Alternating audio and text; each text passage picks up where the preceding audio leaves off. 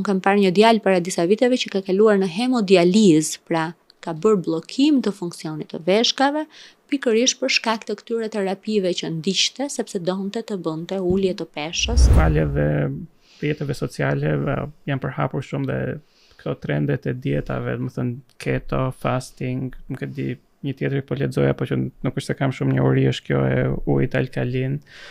Në qoftë se një ditë do kishit në dorë të ndalonit ose të nxjerrni si të jashtëligjshme një trend, çfarë do nga këto, cilin do ndalonit, të parin dhe pse? Fokusi më i madh të gjitha këto dietat kur flitet nga njerëzit e zakonshëm apo nga personat, flitet me qëllimin estetik, pra për të rënë sa më shpejt nga pesha.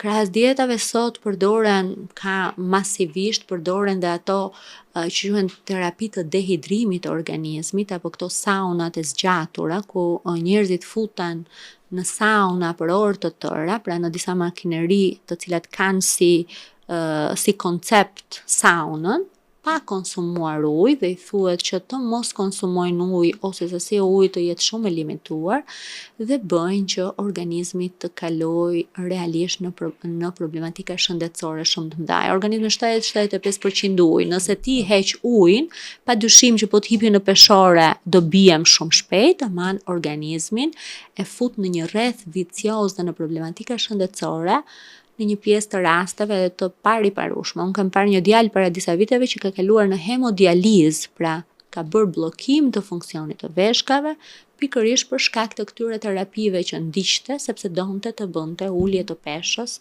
Pra peshën e kishte marrë në vite, po donte ta ulte për 2-3 muaj.